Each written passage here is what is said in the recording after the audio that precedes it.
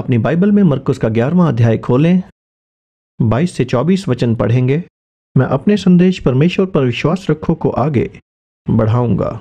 यीशु ने उसको उत्तर दिया कि परमेश्वर पर विश्वास रखो। मैं तुमसे सच कहता हूं कि जो कोई इस पहाड़ से कहे तू उखड़ जा और समुद्र में जा पड़, और अपने मन में संदेह न करे वरन प्रतीति करे कि जो कहता हूं वह हो जाएगा, तो उसके लिए वही होगा। इसलिए मैं तुमसे कहता हूं कि जो कुछ तुम प्रार्थना करके मांगो तो प्रतीति कर लो कि तुम्हें मिल गया और तुम्हारे लिए हो जाएगा। यीशु ने कहा, यदि परमेश्वर पर विश्वास हो, स्वयं पर नहीं या अपनी बुद्धि पर विश्वास नहीं, अपनी योग्यता या सरकार पर, अन्य लोगों या परिवार पर, बस परमेश्वर पर विश्वास रखो। और ये विश्वास कितना बड़ा होना चाहिए? राई के एक दाने के बराबर विश्वास। यदि आप अपने थोड़े से विश्वास का प्रयोग करेंगे, आज से ही आरंभ करें, तो आप अपने जीवन के हर पहाड़ से बात कर पाएंगे, चाहे वो निराशा हो, घटी या बेरोजगारी, वैवाहिक जीवन में समस्याएं। आप अपने जीवन के हर बड़े पहाड़ से बात कर पाएंगे। और यदि आप अपने मन में संदेह ना करें तो आप अपने जीवन में उनसे मुक्त हो सकते हैं, क्योंकि आप अपने विश्वास के अनुसार ही फल प्राप्त करेंगे। और यदि आपका विश्वास चाहे राई के दाने के बराबर ही हो, यीशु ने कहा, तुम प्रार्थना में परमेश्वर से जो कुछ भी मांगो, विश्वास रखो कि तुम उसे अवश्य प्राप्त करोगे। तो विश्वास वो तरीका है जिससे हमें जीना है। पौलुस कहता है रोमियो 1:17 वचन में, धर्मी जन विश्वास से जीवित रहेगा। केवल संकट से निकलने के लिए ही विश्वास नहीं, केवल परेशानियों और समस्याओं के मध्य विश्वास का प्रयोग न करें। डॉक्टर के द्वारा खराब रिपोर्ट मिलने पर ही विश्वास का प्रयोग न करें, परंतु हमें विश्वास में जीना है, विश्वास में चलें, प्रतिदिन विश्वास का प्रयोग करें। और ये वचन प्रत्येक विश्वासी के लिए है, क्योंकि प्रत्येक विश्वासी यीशु मसीह में विश्वास और उसके लहू के द्वारा धर्मी ठहराया गया। यदि आप और मैं सचमुच प्रभु को प्रसन्न करना चाहते हैं, इब्राहिम के जैसे इजहाक, याकूब, दाऊद, मूसा और यहोशू ने किया, तो हमें विश्वास में चलना सीखना होगा। विश्वास में जिएं। अपने जीवन के हर क्षेत्र और परिस्थिति में परमेश्वर पर भरोसा रखें, क्योंकि ऐसे ही हम प्रभु को प्रसन्न करते हैं। और जीवन में जो कुछ भी उद्देश्य है, न केवल हमारी जरूरतों को पूरा करने, चंगाई, छुटकारा और हर प्रावधान के लिए, बल्कि हमारे जीवन के लिए परमेश्वर का जो भी उद्देश्य है, उनके लिए हमें विश्वास की आवश्यकता है। तो आज मैं आपका ध्यान एक अत्यंत महत्वपूर्ण उद्देश्य की ओर आकर्षित करना चाहूंगा, जो है विवाह। ये परमेश्वर द्वारा रचित उसका आरंभिक उद्देश्य था। उत्पत्ति अध्याय 2, नर और नारी एक होंगे। और मेरा मानना है कि यह प्रत्येक मसीही के लिए परमेश्वर के अत्यंत महत्वपूर्ण उद्देश्यों में से एक है। और मेरा दायित्व है कि मैं ये शिक्षा दूं, विशेष रूप से युवाओं को और सभी वयस्कों को, क्योंकि मैं मानता हूं जब तक निश्चित रूप से आपके जीवन में पौलुस का वरदान नहीं है, एकल रहने का वरदान, मेरा मानना है कि प्रभु की इच्छा है कि प्रत्येक विश्वासी का जीवन साथी हो, क्योंकि ये एक ऐसा उपाय है जिससे हम परमेश्वर के उद्देश्य को पूरा करते हैं। मैं पढ़ना चाहूंगा उत्पत्ति अध्याय 2 वचन 18 से, जहां इस प्रकार लिखा है, फिर यहोवा परमेश्वर ने कहा, आदम का अकेला रहना अच्छा नहीं, मनुष्य का अकेला रहना उचित नहीं। जानते हैं क्यों? क्योंकि परमेश्वर संबंध आत्मक है। पिता, पुत्र और पवित्र आत्मा त्रिएकता में एक ईश्वर, एक परिवार है। परमेश्वर ने अपने रूप और स्वरूप में हमारी रचना की, अर्थात उसने हमें एकाकी रहने के लिए नहीं बनाया, अकेले या अपने आप में रहने के लिए। परमेश्वर ने हमें अपने परिवार का सदस्य बनने और समुदायों और जनजातियों और कुलों से संबंधित होने के लिए बनाया है। और इन संबंधों को स्थापित रखने का एकमात्र उपाय है कि हम विवाहित हों। जैसे प्रारंभ में परमेश्वर के द्वारा आदम और हवा के बीच विवाह हुआ, परिवार वहीं से उत्पन्न हुए। तो आदम का अकेला रहना अच्छा नहीं। मैं उसके लिए सहायक बनाऊंगा जो उसके लिए उपयुक्त होगा। और यहोवा ने उस पसली से जो आदम से निकाली थी स्त्री को बनाया और उसे आदम के पास ले आया। तब आदम ने कहा, ये मेरी हड्डियों में की हड्डी और मेरे मांस में का मांस है, इसलिए इसका नाम नारी होगा, क्योंकि यह नर में से निकाली गई है। यहाँ हम देखते हैं कि विवाह परमेश्वर का विचार है, ये परमेश्वर की योजना है। ये कोई समाज की रचना नहीं है, ये कोई सामाजिक संरचना नहीं है। विवाह की योजना परमेश्वर के हृदय और मन द्वारा रचित है, और इसीलिए हमें इसे स्वीकार करना चाहिए। और परमेश्वर ने कहा कि दोनों मिले रहेंगे, इसलिए परमेश्वर की योजना एकता की है, पुरुष और स्त्री को एक करने की, जिसके माध्यम से परिवार आता है। और ये एक ऐसा मिलन है जो सभी स्तरों पर है, आध्यात्मिक, भावनात्मक और आत्मा में और शरीर में भी। तो इसी उद्देश्य हेतु परमेश्वर ने विवाह की रचना की और ये उसकी हमें आशीष देने की एक योजना है। उसके सुसमाचार और महिमा के लिए पृथ्वी पर बसने वाले ईश्वरीय परिवारों के माध्यम से पृथ्वी को भरने और बढ़ने की योजना। तो परमेश्वर को इस योजना से लगाव है। बाइबल का आरंभ विवाह से होता है और समापन भी विवाह से होगा, और इस बीच ऐसे कई विवाह हुए जिन्हें परमेश्वर ने आशीषित किया। अब हम उत्पत्ति में पढ़ते हैं कि यह परमेश्वर की इच्छा थी कि मनुष्य को अपने स्वरूप में बनाए। ये परमेश्वर की इच्छा थी कि मनुष्य की एक पहचान हो, उसके साथ उसका संबंध हो। यह परमेश्वर की इच्छा है कि मनुष्य पृथ्वी पर अधिकार रखे, उसे अपने वश में कर ले और फले फूले। इसी प्रकार हम ये भी देखते हैं कि परमेश्वर की इच्छा है कि आप और मैं विवाहित हों। यदि आप अविवाहित हैं तो परमेश्वर की इच्छा है कि आप विवाह करें, और इसलिए आपको इसमें विश्वास में आगे बढ़ना चाहिए। सांसारिक ज्ञान के साथ नहीं, सांसारिक दृष्टिकोण के साथ नहीं, बल्कि विश्वास में। विवाह का उद्देश्य क्या है? 4 छोटे बिंदु। नंबर 1 संगति, नंबर 2 वंश वृद्धि, नंबर 3 आपसी समर्थन, नंबर 4 छुटकारा, जो अति महत्वपूर्ण है, क्योंकि परमेश्वर का उद्देश्य आदम और हवा को आशीष देना था और उसके परिवार के द्वारा परमेश्वर के संदेश और ज्ञान को संपूर्ण पृथ्वी पर फैलाना था। आज भी परमेश्वर के ईश्वरीय परिवारों के माध्यम से परमेश्वर पृथ्वी को अपनी महिमा, मूल्यों और अच्छाई को प्रतिबिंबित कर भरना चाहता है। इसलिए विवाह और परिवार के लिए उसका एक मुक्ति का उद्देश्य है, जिसे हमें समझना होगा। तो परमेश्वर पर विश्वास रखने में आपकी सहायता हेतु मैं आपको कुछ बिंदु देता हूं। नंबर 1, कहिए, यह परमेश्वर की इच्छा है कि मैं विवाह करूं। तो आपको यह स्वीकार करना होगा। ऐसा केवल समाज की एक प्रक्रिया के रूप में ना करें, ऐसा केवल शारीरिक विकास की प्रक्रिया के रूप में ना होने दें। नहीं, आप अपने विश्वास का प्रयोग करें, और यह परमेश्वर की इच्छा को स्वीकार करने से होता है। यह परमेश्वर की इच्छा है कि मैं विवाह करूं। इसे अभी दोहराएं, सत्य को स्वीकार करें, अस्वीकार ना करें, इस विषय में शर्मिंदा ना हो, इसके लिए लज्जित ना हो, ऐसे व्यक्त ना करें कि मैं विवाह नहीं करना चाहता हूं। मैं जानता हूं सब विवाह करना चाहते हैं। नंबर 2, आपके विवाह करने का अभिप्राय क्या है? आप विवाह क्यों करना चाहते हैं? यदि आपका हृदय गलत भावनाओं से अशुद्ध है तो यह परमेश्वर पर आपके विश्वास के प्रयोग को और आपके ध्यान को बाधित करेगा। आपके विश्वास की शुद्धता दूषित हो सकती है, और इसलिए आपकी मंशा की विशेष भूमिका है। मैं विवाह के लिए 4 उचित उद्देश्य बताऊंगा। पहला बिंदु कि यह परमेश्वर की इच्छा पूरी करने की मनोकामना करना है। नंबर 2, आप अपने विवाह के द्वारा परमेश्वर की महिमा करना चाहते हैं। आप इसे परमेश्वर की भलाई की और अनुग्रह का माध्यम बनाना चाहते हैं। नंबर 3, आप परमेश्वर की इच्छा के अनुसार अच्छा व्यक्ति बनना चाहते हैं। विवाह आपके चरित्र का निर्माण करने के लिए है, न केवल आपके व्यक्तिगत सुख और आराम के लिए। विवाह का उद्देश्य आपकी व्यक्तिगत पवित्रता है, न कि केवल आपकी व्यक्तिगत संतुष्टि है। तो वह विवाह के माध्यम से आपको परमेश्वर का जन बनाना चाहता है।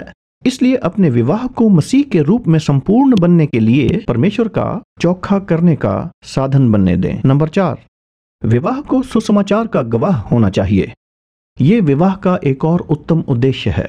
इफिसियों के 5वें अध्याय में पौलुस मसीह और कलीसिया के बीच के संबंध के रहस्य के विषय में कहता है कि ये पति और पत्नी के बीच के आपसी संबंध को दर्शाता है। तो रहस्य ये है कि विवाह मसीही संबंध का प्रतिनिधित्व करता है। इसलिए विवाह सुसमाचार से भरा होना चाहिए, अनुग्रह और दया से भरपूर होना चाहिए, क्षमा से भरा हो, ताकि हमारा वैवाहिक संबंध इस संसार के लिए सुसमाचार का एक प्रतिबिंब हो और ये संसार ईश्वरीय विवाह को देखे। मसीही विवाह और मसीही परिवारों के द्वारा वह परमेश्वर की भलाई को देखना शुरू कर दे और विवाह एक इंजीलवादी उपकरण बन सके। तीसरा नंबर यह है, मैं चाहता हूं कि आप ध्यान दें, उत्पत्ति अध्याय 1 और 2, पुरुष, लक्ष्य और विवाह, मुख्य रूप से 3 ईश्वरीय सिद्धांत। पहला है पुरुष। आदम को हवा सौंपने से पहले परमेश्वर का आदम के साथ एक रिश्ता था। इसका अर्थ ये हुआ कि अपनी जवानी के दिनों में सर्वप्रथम परमेश्वर के साथ अपने व्यक्तिगत संबंध पर ध्यान दें। वयस्क रूप में, युवा अवस्था में अभी परमेश्वर के साथ अपने संबंधों पर ध्यान दीजिए। तो चरित्र निर्माण करें, पहले पुरुष बने। नंबर 2, लक्ष्य। इसके तुरंत बाद परमेश्वर ने आदम को काम सौंपा। उत्पत्ति अध्याय 2 वचन 15। तब यहोवा परमेश्वर ने आदम को लेकर अदन की वाटिका में रख दिया कि वो काम करे और उसकी रक्षा करे। यानी कि परमेश्वर ने आदम को दायित्व सौंपा, परमेश्वर ने आदम को कार्य सौंपा, परमेश्वर ने आदम को काम करने को कहा। ये कोई बुरी बात नहीं है। परमेश्वर ने काम की रचना की है। ये परमेश्वर की इच्छा है कि हर मनुष्य काम करे, वो अपने हाथों से कुछ ऐसा करे जो रचनात्मक हो। ये क्षमता परमेश्वर ने आपको प्रदान की है, क्योंकि आपके जीवन में आपकी बुलाहट को खोजने में इसकी महत्वपूर्ण भूमिका है।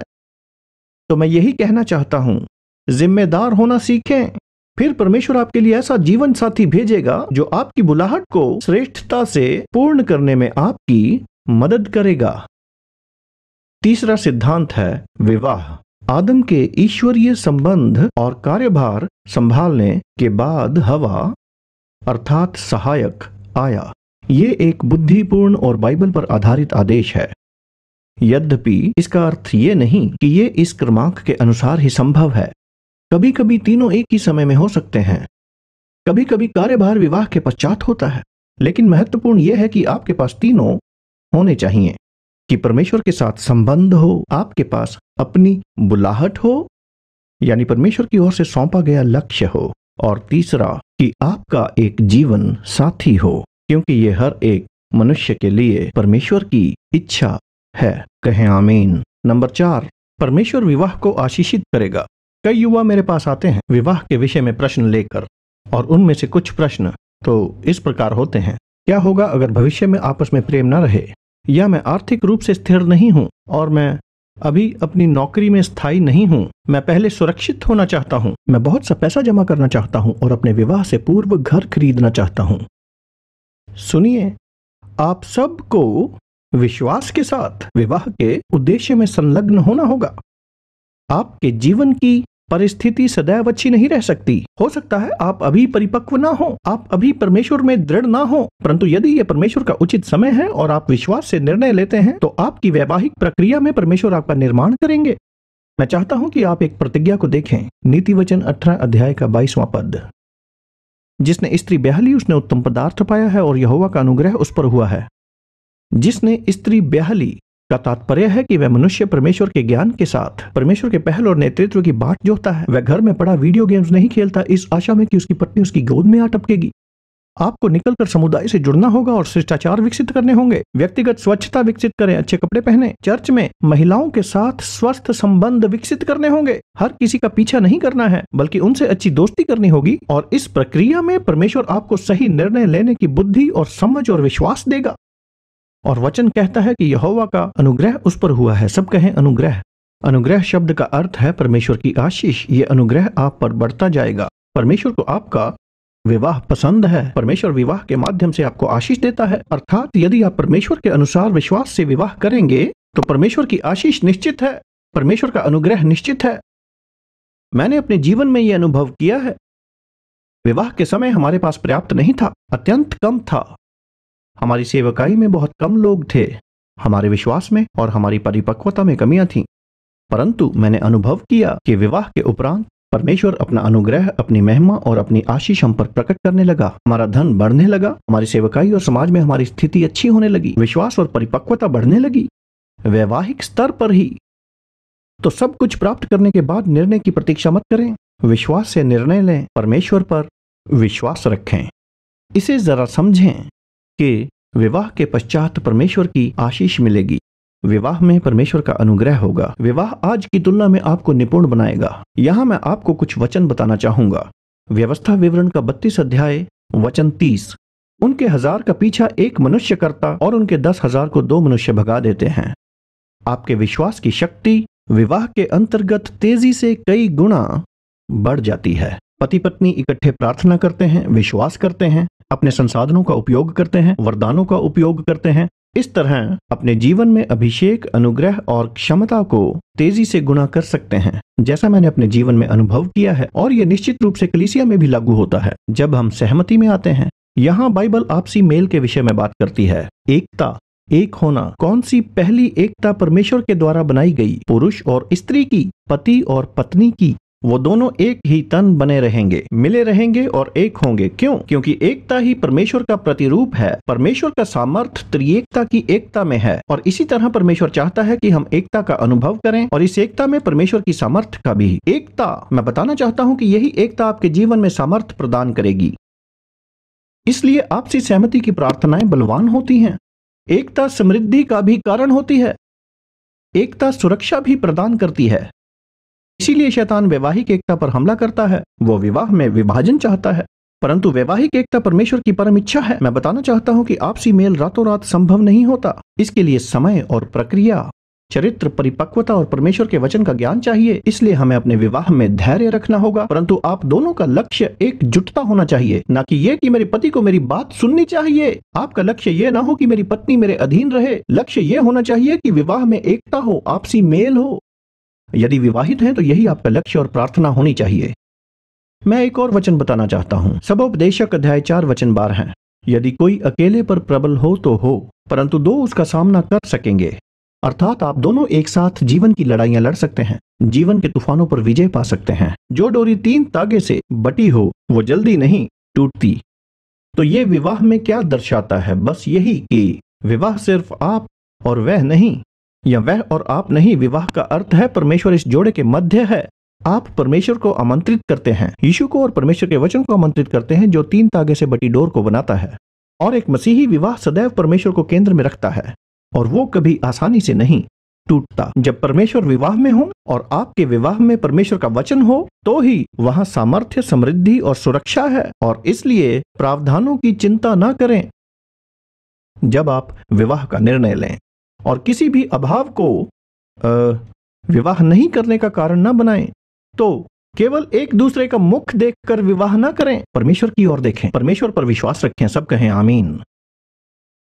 इससे ना घबराएं कि आपके पास ज्ञान है या नहीं, या पति या पिता होने का अनुग्रह है। मैं बताना चाहता हूं, मुझे पति होने के बारे में कोई समझ नहीं थी। कुछ लोग तर्क दे सकते हैं कि मैं अभी भी कुछ नहीं जानता।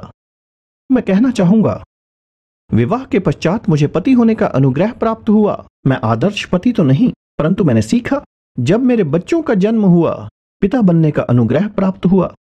मुझे ऐसा प्रतीत हुआ कि प्रभु ने मेरी आत्मा का कोई बटन दबा दिया हो, और मुझ में पिता बनने की भावना, एक जुनून, एक पिता बनने की शक्ति, एक प्रदाता और अपने बच्चों को प्यार करने की शक्ति आ गई। ये चिंता ना करें कि ये होगा या नहीं होगा। प्रभु पर भरोसा रखें, और सही समय पर परमेश्वर आपके जीवन में अनुग्रह और अभिषेक जारी करेगा। हालेलुया। नंबर 5, जीवन में समय बहुत अनमोल है। विश्वास को प्रदर्शित करने के लिए आपकी आयु बाधा न बने। बोआज ने प्रौढ़ अवस्था में विवाह किया। इब्राहिम ने सारा की मृत्यु के बाद विवाह किया, तो आयु बाधा न बने। यद्यपि बाइबल की बुद्धि हमें यह भी सिखाती है कि विवाह करने का एक अच्छा समय होता है। मैं इसके लिए 2 वचन बताऊंगा। नीति वचन 5 अध्याय 18 पद, तेरा सोता धन्य रहे और अपनी जवानी की पत्नी के साथ आनंदित रह। इसका तात्पर्य यह है कि जब आप युवा हों तो विवाह कर लें। तेरी जवानी की पत्नी, भजन संहिता 127 वचन 3 से 5। जैसे वीर के हाथ में तीर, वैसे ही जवानी के बच्चे होते हैं। तेरी जवानी के बच्चे, यहां भी यही अर्थ है कि तेरी जवानी में तेरे बच्चे हों। तो यहां बाइबल की बुद्धिमता है, क्योंकि युवा अवस्था में जब विवाह होता है, आप में ऊर्जा होती है, आप सक्षम होते हैं पत्नी के साथ खुश रहने, परिवार शुरू करने, अपने बच्चों का आनंद लेने, उन्हें प्रशिक्षित करने, मिलकर काम करने और सिखाने की क्षमता होती है। और जब वह विवाह के लिए तैयार हो जाते हैं, आप उपस्थित होते हैं, आपका स्वास्थ्य बढ़िया होता है, उनके पोषण में सक्षम होते हैं, अपने नाती पोतों का आनंद लेते हैं। बाइबल में विवाह के समय के बारे में लिखा गया वचन बुद्धिमानी भरा है। 6 नंबर, कोई संपूर्ण नहीं है।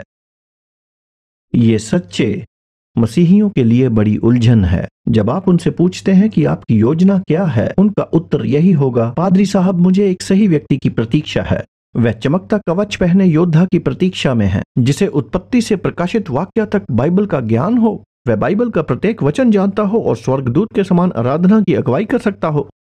आप संपूर्ण व्यक्ति की प्रतीक्षा कर रहे हैं और उन सभी विकल्पों को अस्वीकार कर रहे हैं जो परमेश्वर आपके जीवन में लाते हैं। तो आइए इस पर ध्यान दें, क्या हर व्यक्ति के लिए परमेश्वर ने एक आदर्श व्यक्ति बनाया है?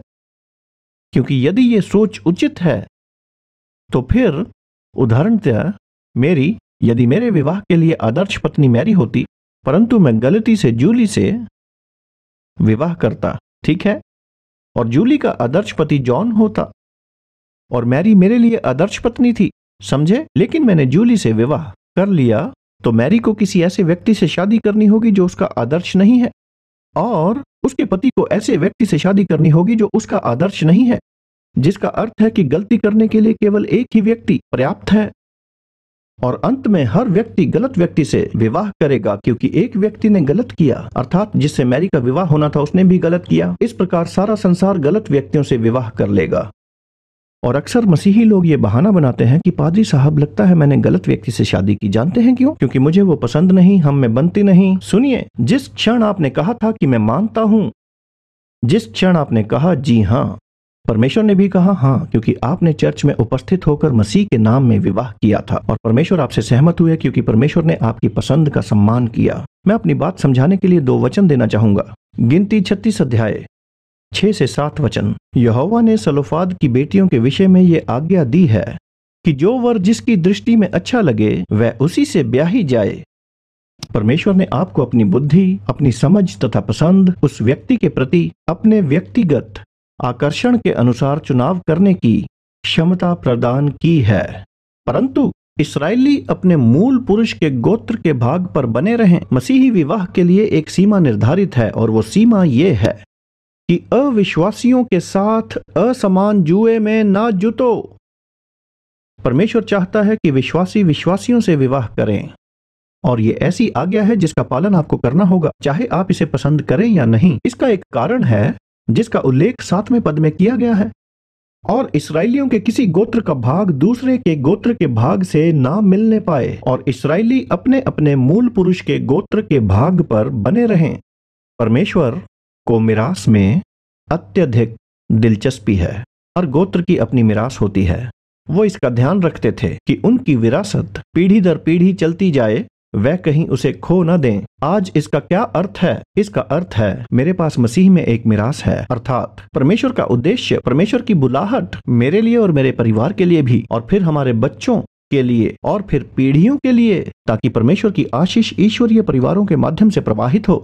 और यही कारण है कि परमेश्वर नहीं चाहता कि मसीह की मिरास हमसे छिन जाए, और यही कारण है कि परमेश्वर नहीं चाहता कि हम अविश्वासियों के साथ असमान जुए में विवाह करें। नंबर 7, मेरा मानना है आपके जीवन की इस अवधि में महत्वपूर्ण है। जब आप अपनी शिक्षा और अपने स्कूल और अपनी नौकरी में हैं, तो अब मुझे क्या करना चाहिए? क्या मैं प्रतीक्षा करूं? नहीं, प्रार्थना करें। अपने जीवन साथी की तलाश में प्रभु की सहायता लें। कैसे? प्रार्थना द्वारा।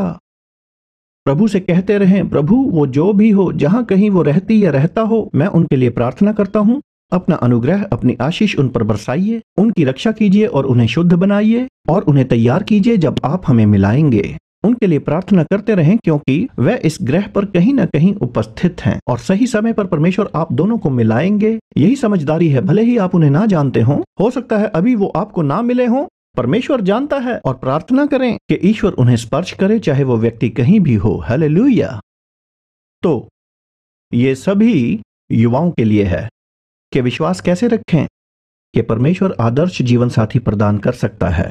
क्या मैं आप सबको खड़े होने को कह सकता हूं? विशेषतः अविवाहितों को मैं आपके लिए प्रार्थना करना चाहता हूं। मैं चाहता हूं कि आप आज से ही अपने जीवन साथी के लिए प्रार्थना करें, और मैं चाहता हूं कि आप सहमति से प्रार्थना करें। जब 2 लोग पृथ्वी पर किसी बात पर एक मन होंगे, बाइबल कहती है, वो तुम्हारे लिए मेरे स्वर्गीय पिता द्वारा हो जाएगा। अपना दाहिना हाथ हृदय पर रखें और मेरे साथ ये प्रार्थना विश्वास के साथ करें। हृदय से प्रार्थना करें और जान लें कि जब आप अपना विश्वास प्रकट करेंगे तो परमेश्वर देखेगा। परमेश्वर आपके जीवन में आत्मिक परिस्थितियों को गतिशील कर देगा। मेरे साथ कहें, पिता परमेश्वर, मैं यीशु के नाम में वचन पर विश्वास करता हूं कि यह परमेश्वर की इच्छा है कि मैं विवाहित हो जाऊं। यह विश्वास करते हुए कि आपके पास मेरे लिए कोई है, के साथ मिलकर हम आपकी मिरास प्राप्त कर सकें, हम विवाह के उद्देश्य को पूरा कर सकें और मिलकर आपकी योजना और उद्देश्य का पालन कर सकें। मुझे विवाह के लिए सही मंशा दीजिए ठीक अभी कि मैं आपकी महिमा करूं, हम चरित्रवान पवित्र पुरुष और स्त्री बन सकें और सुसमाचार के गवाह बने। पिता, मैं अभी विश्वास प्रकट करता हूं कि आप मुझे यीशु के नाम में मेरा ईश्वरीय जीवन साथी प्रदान करें। पिता, मैं प्रार्थना करता हूं कि आप मेरे विश्वास और चरित्र, उद्देश्य और बुलाहट को पूरा करेंगे जब आप मुझे सही व्यक्ति प्रदान करेंगे। मुझे बुद्धि दीजिए, समझ दीजिए, अनुग्रह दीजिए कि मैं इस क्षेत्र में बुद्धि और विश्वास में चलूं। मेरा विश्वास है, मैं आपके वचन से सहमत हूं और प्रचारक से भी, कि मैं विवाह करूंगा, कि मैं परिवार बनाऊंगा और मैं अपने जीवन में परमेश्वर का उद्देश्य पूरा करूंगा। मैं विश्वास करता हूं, मुझे आप पर विश्वास है प्रभु, और मैं ये मानता हूं कि ये प्रार्थना मेरे जीवन में पूरी होगी। यीशु के नाम में मांगता हूं, आमीन, आमीन, आमीन। प्रभु ने आपको सुना है। विश्वास रखें, अपेक्षा करें, और मैं आप सभी को ध्यान से सुनने के लिए धन्यवाद देना चाहता हूं। प्रभु आपको आशीष दें और हम जल्द ही मिलेंगे। हम संदेश के समापन तक पहुंच गए हैं। मेरा विश्वास है कि आप आशीषित हुए होंगे। हम परमेश्वर पर विश्वास रखो की श्रृंखला को जारी रखेंगे। अगर आपको अपने जीवन में प्रार्थना की आवश्यकता है तो बेझिझक हमें ईमेल करें या स्क्रीन पर दिए गए नंबर पर कॉल करें। हम आपके लिए प्रार्थना करने को सदैव तैयार हैं। और अगर आपने यीशु को अपना प्रभु और उद्धारकर्ता के रूप में स्वीकार नहीं किया है तो ऐसा करने का ये सही समय है। कृपया मेरे साथ ये प्रार्थना दोहराएं। प्रिय प्रभु यीशु, मैं स्वीकार करता हूँ कि मैं एक पापी हूँ। मुझे उद्धारकर्ता की आवश्यकता है। मुझे विश्वास है कि आप मेरे पापों के लिए क्रूस पर मरे और मृतकों में से जी उठे। मैं आपको आमंत्रित करता हूँ कि मेरे जीवन में आए, मेरे हृदय में आए। यीशु के नाम में आमीन। यदि आपने ये प्रार्थना विश्वास और दृढ़ता के साथ की है और आप जानना चाहते हैं कि नई सृष्टि के रूप में इस यात्रा को कैसे शुरू करें, तो निसंकोच हमसे संपर्क करें। हम समापन तक आ गए हैं, परंतु हम अगली बार आपसे फिर मिलेंगे। प्रभु आपको आशीष दे।